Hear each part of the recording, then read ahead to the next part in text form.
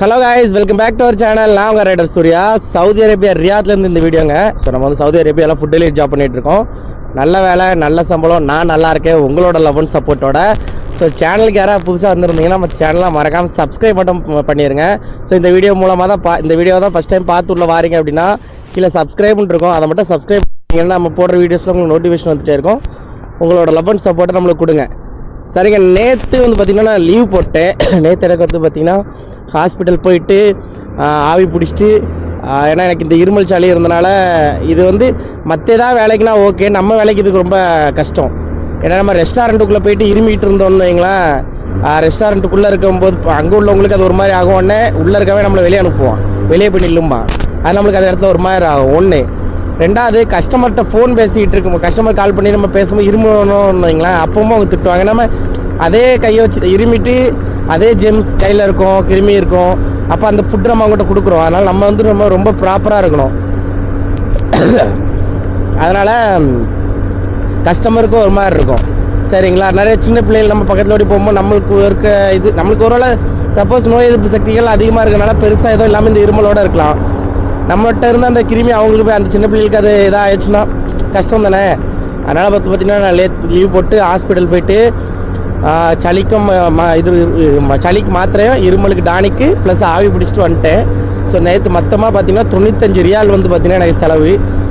என்னடா கம்மியாக தானே வந்திருக்கு அப்படின்னா, இதை விட கம்மியாக வரணும். எங்களுக்கு நல்ல இன்சூரன்ஸ் போட்டிருந்தாங்கன்னா, மெடிக்கல் இன்சூரன்ஸ் போட்டிருந்தாங்கன்னா ரொம்ப கம்மியாக வந்திருக்கும். டாக்டர் ஃபீஸ் எவ்வளோன்னு பார்த்தீங்கன்னா நேற்று நான் கொடுத்தது 3.45 ரியால். சரிங்களா? வெறும் 3.45 ரியால் கொடுத்தேன் டாக்டர் ஃபீஸு. மெடிசனுக்கு அப்புறம் அந்த ஆவி பிடிக்கிறதுக்கு மட்டும் பார்த்திங்கன்னா ரேட் அதிகமாகிடுச்சு. மெடிக்கலுக்கு மட்டும் பார்த்திங்கன்னா கொஞ்சம் ஹெவி ஆகிட்டு 2 டானிக் கொடுத்துருந்தாங்க, அதுமாதிரி டேப்லெட்ஸ் கொஞ்சம் கொடுத்துருந்தாங்க. மற்றபடி நம்ம ஃபிட்டு. சரிங்க, செக்ஷன் லாகின் பண்ணியாச்சு.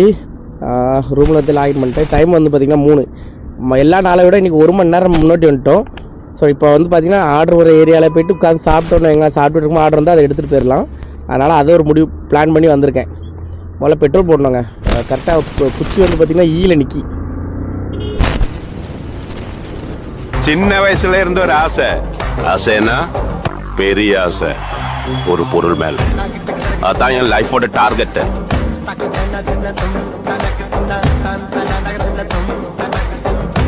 நான் பார்த்தேங்க, ஒரு இதில் பார்த்தேன். ஸோ திருநெல்வேலியில் 1 லிட்டர் பெட்ரோல் வந்து பார்த்திங்கன்னா 104 ரூபா, 103 ரூபா 75 எவ்வளோன்னு நினைக்கிறேன். ஸோ இங்கே 1 லிட்டர் பெட்ரோல் எவ்வளோ தெரியுமா? இன்றைக்கி 2 ரூபா 18 ஹலாலா. ஸோ நம்ம டேங்க்கில் என்ன எவ்வளோ இருக்குது தெரியுமா? நம்ம கிரெடிட்டில் இன்னும் 208 ரூபா இருக்குது இந்த சிப்பில். வெறும் 120 ரூபாய்க்கு தாங்க வண்டி ஓட்டியிருக்கோம்னா, 120 ரியால் தான் ஆயிருக்கு இந்த 25 நாளில். ஸோ டக்குன்னு ஆகுது. ஸோ இங்கே உள்ள 2 ரூபான்னா 40 ரூபா, 44. அது ஒரு அதிகபட்சம் பார்த்திங்கன்னா 48 ரூபாங்க 1 லிட்டர் இங்கே சவுதியில் பெட்ரோலு. அப்போ நம்ம இந்தியாவில் 48 ரூபாய்க்கு எவ்வளோ போட முடியும்? 48 ரூபாய்க்கு போடுவானே தெரியாது இப்போலாம். நானும் மீதி 30 ரூபா போடும்போதே போட மாட்டேன். சில நாள் 30 ரூபாய்க்கு பெட்ரோல் போடுவேன். யாராவது 30 ரூபாய்க்குலாம் பெட்ரோல் போட்டிருந்தீங்கன்னா கமெண்ட் பண்ணுங்கள். நான் போட்டிருக்கேன் இதுக்கு முன்னாடி இந்தியாவில். நல்லா ஃபுல்லாக போட்டாச்சு, போதும், ஸ்டாப் பண்ணி. ஸோ இங்கே உள்ள ரேட்டு மட்டும் இந்தியாவில் இருந்துச்சுன்னு வைங்களேன், எல்லாருமே சூப்பர் பைக்லேருந்து எல்லா பைக்கும் எடுத்துருவாங்க, எந்த ஒரு பிரச்சனையும் இருக்காது. எல்லோரும் ட்ரிப் போவாங்க, சந்தோஷமாக இருப்பாங்க. அம்மா ஜேசிபி என்னது இவ்வளோ பெருசாக இருக்குது? ஓகேண்ணா, இப்போ டைம் என்னென்னு பார்த்தீங்கன்னா 3:30 ஆகுது. இந்த பெங்காலி கடை இது ஒரு நல்ல பெங்காலி கடை. ஸோ இங்கே தான் வந்து பார்த்திங்கன்னா இப்போ சாப்பிட்டேன். என்ன அப்படின்னு பார்த்தீங்கன்னா பிரியாணி. ஸோ நம்ம ஊர் அப்படியே ரொம்ப சொல்ல முடியாது, ஆனால் கேரளா பிரியாணியை விட நல்லாயிருக்கும். கேரளா பிரியாணி வந்து நெய்ச்சோறு ப்ளஸ் கறி தானே சேர்ந்து தானே பிரியாணிம்பாங்க. இவங்க வந்து பார்த்தீங்கன்னா அப்படி இருக்காது. ஏன் ராங் ரூட்லலாம் போகலாங்க, இது சிங்கிள் ரோடாக நம்ம யூஸ் பண்ணிக்கிடலாம், அதனால் தப்பாக நினைக்காதீங்க. இந்த சைடு வந்துட்டால் சிங்கிள் ரோட்டை நம்ம யூஸ் பண்ணிக்கிடலாம். அதுபடி சூர்யா ராங் ரூட்டில் போகிறான்னு நினச்சிடாதீங்க.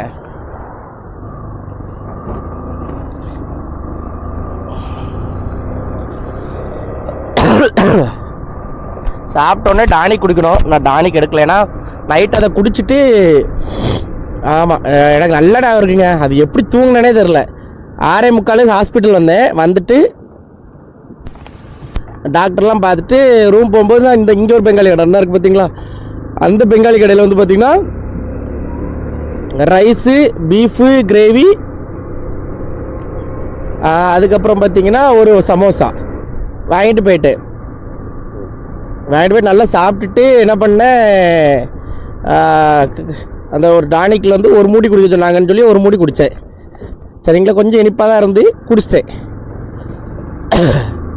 குடிச்சிட்டு ஒரு ஷார்ட்ஸ் எடிட் பண்ணிகிட்டு இருந்தேன் நினைக்கிறேன். அப்போ குடிச்சிட்டு படுத்து கிடந்தே எடிட் பண்ணிகிட்டு இருந்தேன். ஒரு 45 டிகிரியில் சாஞ்சி கிடந்து படுத்து கிடந்து எடிட் பண்ணிகிட்டு இருக்கேன். கண்ணு என்ன மீறி சொக்குது. நான் முழிச்சிருந்து எடிட் பண்ணணுன்ட்டு எடிட் பண்ணுறேன். ஆனால் என்ன மீறி இதாகி தூங்கிட்டேன். அப்புறம் 1 மணி போல் முழிச்சு பார்க்க அந்த மருந்தோட வேலைங்க. அந்த மருந்து என்ன பண்ணிவிட்டு நான் தூங்க வச்சுட்டு அப்புறம் 12 மணிக்கு அப்புறம் ரூமில் எல்லோரும் வந்துட்டாங்களா. 12-1 மணி போல் ரூமில் எல்லோரும் வந்துட்டாங்க. அப்போ பேசிகிட்டு இருந்தேன், ஆர்டர் எப்படி இருந்து, எந்த ஏரியாவில் ஆர்டர் இருந்து அதெல்லாம் பற்றி பேசிவிட்டு அவங்க வந்து பார்த்திங்கன்னா நேற்று சில்லி கொண்டு வந்திருந்தாங்க 65. அப்போ 65 கொஞ்சம் சாப்பிட்டுட்டு சரி படுக்க தானே போகிறோம், இன்னொரு மடக்கு குடிச்சிட்டு படுத்துருவோம். ஏன்னா அப்போ அந்த மடக்கிலே இருமல்லாம் நின்ன மாதிரி ஆகிட்டு. அப்போ இன்னும் கொஞ்சோடு குடிப்பேன்னு சொல்லிட்டு குடிச்சிட்டு அப்போ தான் எனக்கு தெரிஞ்சிச்சு இந்த மருந்தால் தான் தூக்கமே வந்துச்சுன்னு. ஒரு அரை மூடி தான் குடித்தேன், ஒரு மூடி குடிக்கல. ஏன்னா ஃபஸ்ட்டு நம்ம ஒரு 6 மணி நேரத்துக்கு மட்டும் தான் ஒரு மூடி குடிச்சிருக்கோம் அப்படின்னு சொல்லிட்டு அரை மூடி குடிச்சிட்டு சும்மா உட்காந்துருந்தேங்க. உட்காந்து அவங்கள்ட்ட பேச என் கண்ணு என்ன மாரி சொக்கிட்டே இருந்தேன். அப்போ தான் நினச்சேன், சரி எனக்கு தூக்கம் வரலடா, இந்த மருந்தாலே மண்டைக்கு மூளைக்கு தூக்கம் வருது அப்படிங்கிற மாதிரி தோணுச்சு. ஏன்னா அப்படி தூக்கமே வராதுங்க. நான் முழிச்சிருந்து பேசிட்டு இருந்தால் தூக்கமே அவ்வளோ சீக்கிரத்தில் வராது.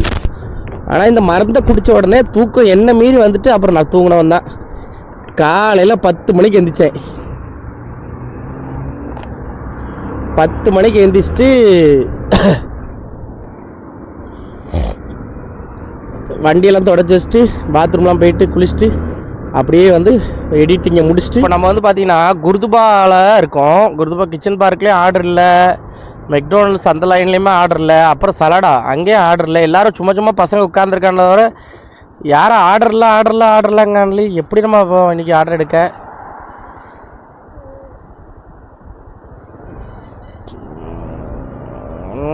என்ன பண்ண தெரிலங்க. பார்க்குற எல்லா இடத்துலையும் ஒரு 20-25 வண்டிக்காரங்களும் சும்மாவே உட்காந்த மாதிரி உட்காந்துருக்கான்லி. ஆர்டர் இருந்துச்சுன்னா கண்டிப்பாக உட்கார்றதுக்கெலாம் வாய்ப்பே கிடையாது. நான் இது ஒரு கிச்சன் பார்க் தான், இங்கேயும் ஆட்களே இல்லை. ஃபஸ்ட் ஆர்டர் வந்துருச்சு. சமர்கந்தி ஹோட்டல் சமர்கந்தி. இது வந்து ஒட்டக மந்தி கடை. ஒட்டகம், ஆடு, மாடு, கொல்லி எல்லாம். இதான் ஃபஸ்ட் ஆர்டருங்க. டைம் பார்த்திங்கன்னா 4:14 ஆகுது. இந்த டைமில் தான் நம்ம ரூம்லேருந்து எப்போவும் பார்த்தாலும் வருவோம். இப்போ கரெக்டாக 4:14க்கு தான் நம்ம ரூம்லேருந்தே கிளம்புவோம்.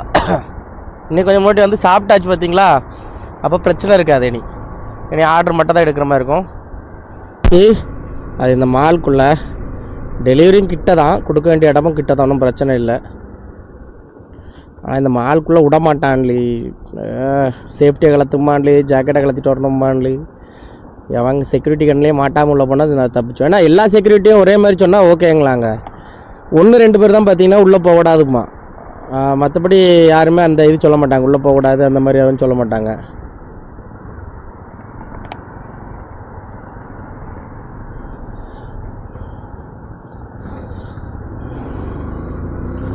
அதான் இது வேறு ஒன்றும். டைம் என்னாச்சு? 6:41.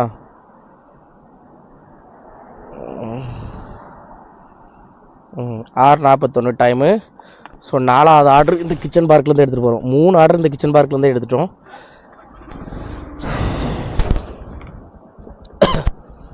அது நேற்று லீவு போட்டு இன்றைக்கி திடீர்னு வேலைக்கு வந்தோடனே உடம்பு கூட கொஞ்சம் டயர்டாக ஃபீல் ஆகுது. 1, 2வது வீக்காக இருந்த மாதிரி இருக்கேன். அது நேற்று அங்கே போட்ட ஊசியும் மாத்திரையும் அதை வச்சனால வீக்காக இருப்பேன்னு நினைக்கேன். மற்றபடி இன்றைக்கி கொஞ்சம் டயர்டாக அப்படியே மந்தமாக இருந்த மாதிரி இருக்குது. ஆர்டர் வேறு கண்டினியூட்டியாக இல்லையா, விட்டு வருது. 4வது ஆர்டர் இப்போ தான் எடுத்திருக்கேன். இது போய் கொடுக்கணும். கொடுத்துட்டு அங்கேயே ஆர்டர் இருந்தால் பார்க்கணும், இல்லைன்னா திருப்பி இதே கிச்சன் பார்க்கு தான் வரணும். இங்கே ஒய்ஃபை கிடைக்கிற இடமா பார்த்து உட்காந்தா கொஞ்சம் நல்லாயிருக்கும்.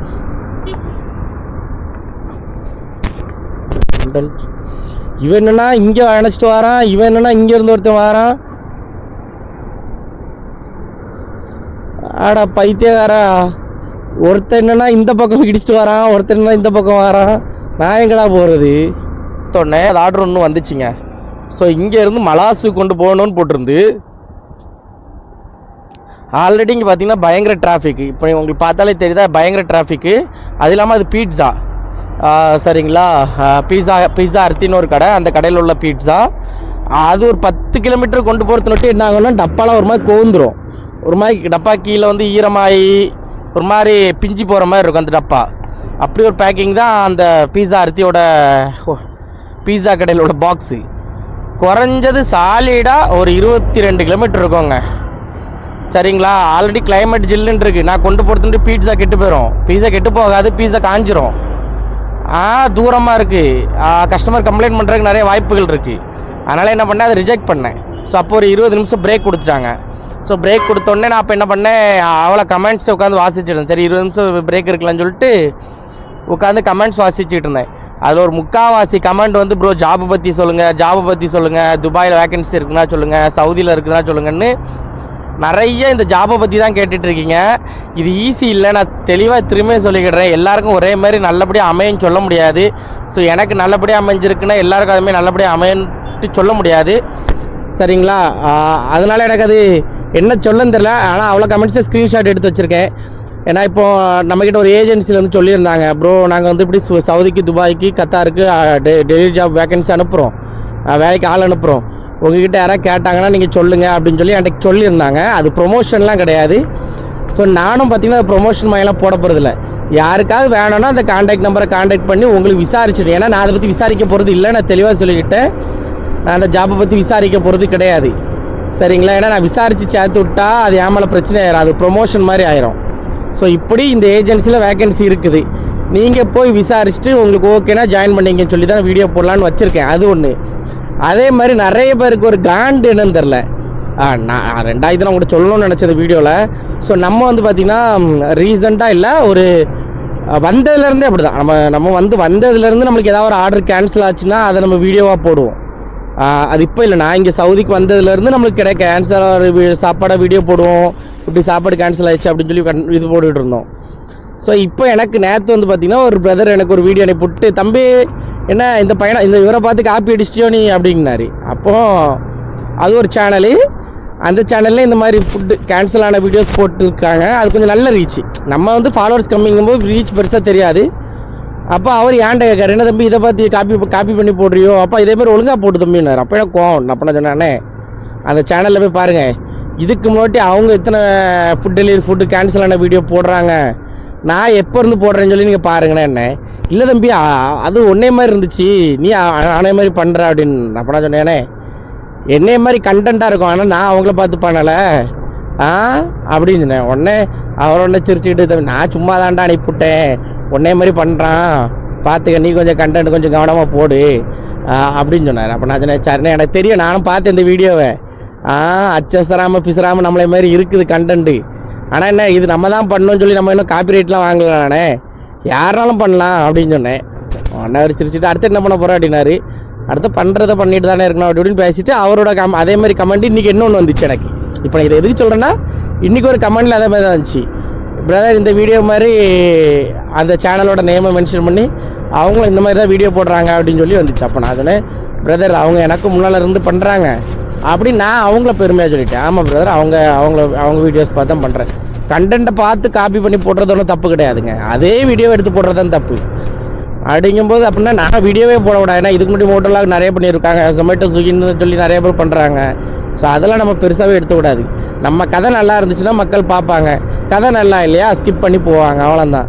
அதை அவன் பார்த்துட்டான் இல்லை நீ அவனே மாதிரி பண்ணி போடுற அப்படிலாம் பார்த்து எங்கள் கதைக்கு ஆகுமா சொல்லுங்கள்?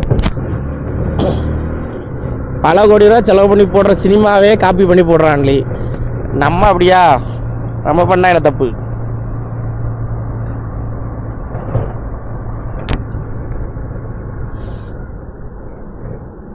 என்னாச்சு? காருக்காரனுக்கு கொடுத்தேன், கொடுத்த உடனே பார்த்தீங்கன்னா 6வது ஆர்டர் வந்துருச்சு. 5வது ஆர்டர் இருக்கிறதுலே ரொம்ப ஷார்ட்டு. இங்கே பாஸ்கின் ராபின்ஸு, இங்கே பேக் சைடில் வீடு போய் கொடுத்துட்டு வந்துட்டேன். இப்போ வந்து 6வது ஆர்டர் ஒன்று வந்துருச்சு. ஆனால் இது கொஞ்சம் தூரம் தான், பட் இருந்தாலும் 6வது ஆர்டர் வந்துருச்சு. அவ்வளோதான். ஏதாவது பெங்காலி கடையை பார்த்தா அங்கே லட்டு இது இருக்கும், குலாப் ஜாமுன் இருக்கும். ஒரு செட்டு குலாப் ஜாமுன் சாப்பிடணும் போல் இருக்குது. எங்கே போவ?